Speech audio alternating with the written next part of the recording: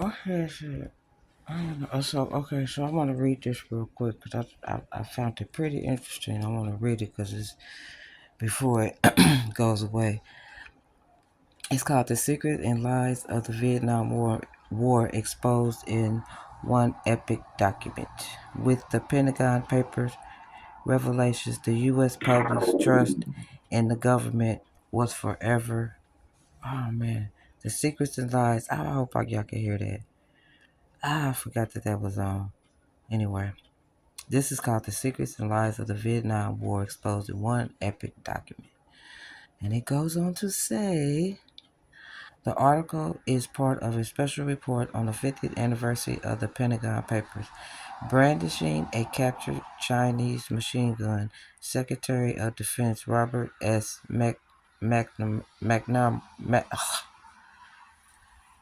Y'all can see it, appeared at a television news conference in the spring of 1965. The United States had just sent its first combat troops to South Vietnam, and the new push, he boasted, was further wearing down the uh, begildered, I can't pronounce the word, Viet Cong. In the past 4.5 years, the Viet Cong, the communists, have lost 89,000 men, he said. You could see the heavy drain. That was a lie.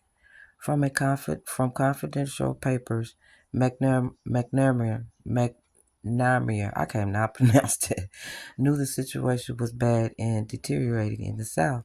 The VC had the initiative, the information said defeatism is gaining among the rural population, somewhat in the cities, and even among the soldiers. Lies like McNamara. I know it. I got it in my. I just cannot pronounce it. Were the rule, not the exception. Throughout Americans' involvement in Vietnam. The lies were repeated to the public, to Congress, in closed door hearings and speeches, and to the press. The real story might have remained unknown if, in 1967, McNamara had not commissioned a secret history based on classified documents, which came to be known as the Pentagon Papers. By then, he knew that even with nearly 500,000 U.S. troops in theater, the war was at a stalemate. He created a research team to assemble and analyze Defense Department decision making dating back to 1945. This was either quick, quixotic, quixotic, or arrogant. As Secretary of Defense under President John F. Kennedy and Lyndon B. Johnson, McNamara was an architect of the war and implicated in the lies that were the bedrock of U.S. policy. Can I see? This is Robert. This is the liar. I don't know if I can get that off. Daniel Ellsberg, an analyst. Let me see.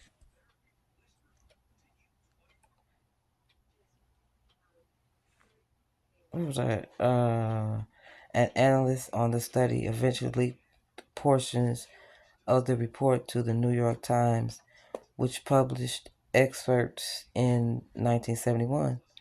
The revelations in the Pentagon Papers infiltrated a country sick of war, the body bags of young Americans, the photographs of Vietnamese civilians fleeing U.S. air attacks, and the endless protests and counter-protests that were dividing the country as nothing has since the Civil War. The lies revealed in the papers were of a general national scale, and for much of the American public, the grand deception seeded a suspicion of government that is even more widespread today. Officially titled Report at the Office of the Secretary of Defense, Vietnam Task Force, the papers filed 47 volumes. The papers filled 47 volumes covering the administrations of President Franklin D. Roosevelt to President Johnson, Lyndon Johnson. Their 7,000 pages chronicled in cold, bureaucratic language how the United States got itself mired in a long, costly war in a small Southeast Asian country of questionable strategic importance. That's crazy. They are an essential record of the first war the United States lost. For modern historians, they foreshadowed the mindset and miscalculations that led the United States to fight the forever wars of Iraq and Afghanistan.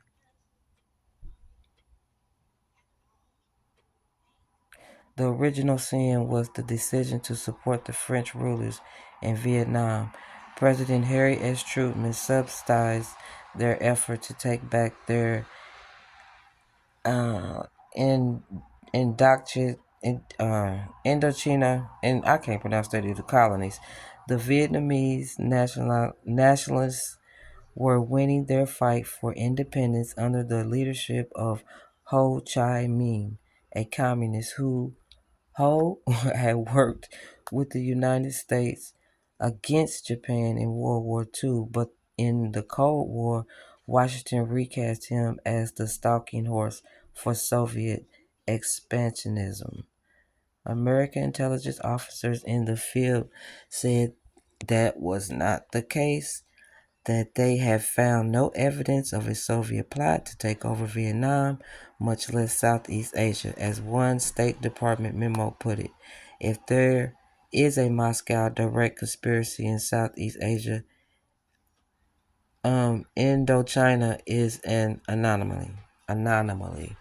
But with an eye on China were the communists Mao Zedong and had won the Civil War. President Dwight Eisenhower said defeating Vietnam's communists was essential to block further communist expansion in Asia. If Vietnam became communist, then the countries of Southeast Asia would fall like dominoes. This belief in this domino theory was so strong that the United States broke with its European allies and refused to sign the 1954 Geneva Accords ending the French War.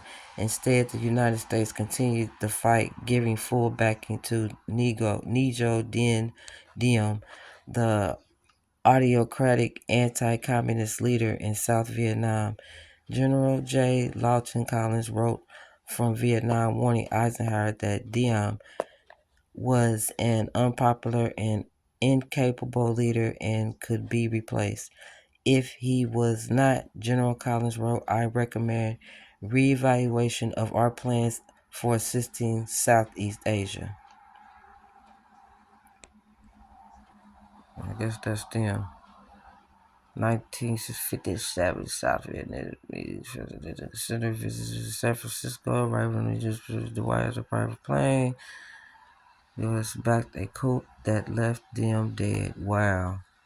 Secretary of State John Foster Dulles disagreed, writing in a cable included in the Pentagon Papers, we have no other choice but continue our aid to Vietnam in support of Diem. 9 years and billions of American dollars later, Diem was still in power, and it fell to President Kennedy to solve the long-predicted problem. After facing down the Soviet Union in the Berlin crisis, Kennedy wanted to avoid any sign of Cold War fatigue and easily accepted McNamara's counsel to deepen the U.S. commitment to Saigon. The Secretary of Defense wrote in one report the loss of South Vietnam would make pointless any further discussion about the importance of Southeast Asia to the free world. The president increased U.S. military advisors tenfold and introduced helicopter missions. In return for the support, Kennedy wanted them to make democratic reforms. Diem refused. A popular uprising in South Vietnam led by Buddhist clerics followed. Fearful of losing power as well, South Vietnamese generals secretly received American approval to overthrow Diem. Despite official denials, U.S. officials were deeply involved. Beginning in August of 1963, we variously authorized, sanctioned, and encouraged the co-op efforts, the Pentagon Papers revealed. We maintained clandestine contact with them throughout the planning and execution of the co-op and sought to review their operational plans. The co-op ended with Diem's killing and a deepening of American involvement in the war. As the authors of the papers concluded, our complicity in this overthrow heightened our responsibilities and our commitment. 3 weeks later, President Kennedy was assassinated and the Vietnamese issue fell to President Johnson. He had officials secretly draft a resolution for Congress to grant him the authority to fight in Vietnam without officially declaring war. Missing was a pretext, a small bore Pearl Harbor moment that came on August 4, 1964, when the White House announced that the North Vietnamese had attacked the USS Maddox, the international waters in the Gulf of Tonkin. This attack, though, was anything but unprovoked aggression. General William C. Westmoreland, the head of the U.S. forces in Vietnam, had commanded the South Vietnamese military while they staged clandestine raids on North Vietnamese islands. North Vietnamese PT boats fought back and had mistaken Maddox for a South Vietnamese escort vessel, according to a report. Later investigations showed the attack never happened. Testifying before the Senate, McNamara lied, denying any American involvement in the Tonkin Gulf attacks.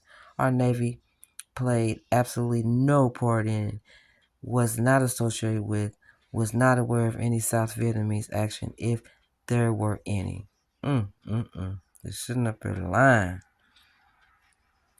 3 days after the announcement of the incident, the administration persuaded Congress to pass the Tonkin Gulf Resolution to approve and support the determination of the President as Commander-in-Chief to take all necessary measures to repel any armed attack against the forces of the United States and to prevent further aggression. An expansion of the presidential power to wage war that is still used regularly. Johnson won the 1964 election in a landslide. 7 months later, he sent combat troops to Vietnam without declaring war, a decision clad in lies.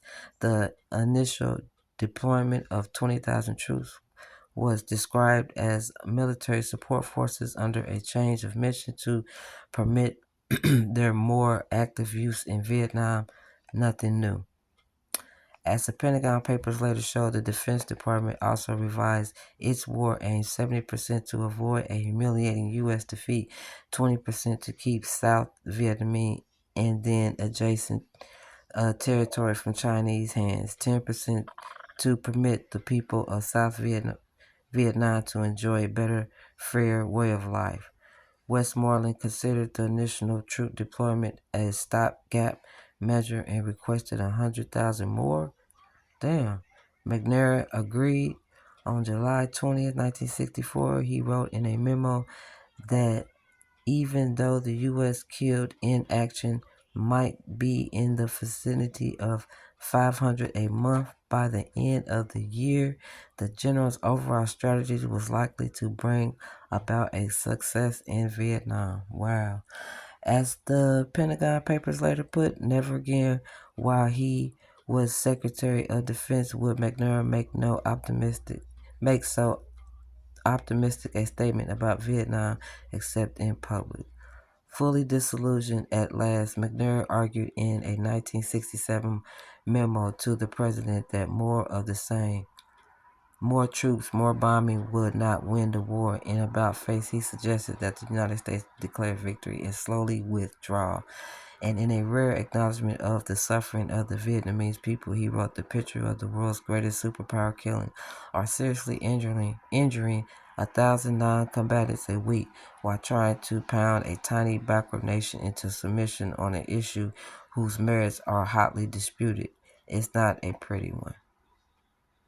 Johnson was furious and soon approved increasing the U.S. troop commitment to nearly 5,500,000. By year's end, he had forced McNair to resign, but the defense secretary had already commissioned the Pentagon Papers. In 1968, Johnson announced that he would not run for re-election. Vietnam had become his Waterloo.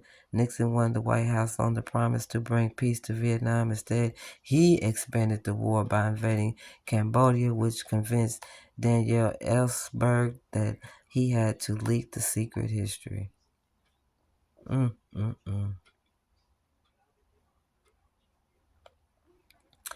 After the New York Times began publishing the Pentagon Papers on Sunday, June 13, 1971, the nation was stunned. The response ranged from horror to anger to disbelief. There was fear over the betrayal of national secrets. Opponents of the war felt vindicated. Veterans, especially those who had served multiple tours in Vietnam, were pained to discover that America's officials knew the war had been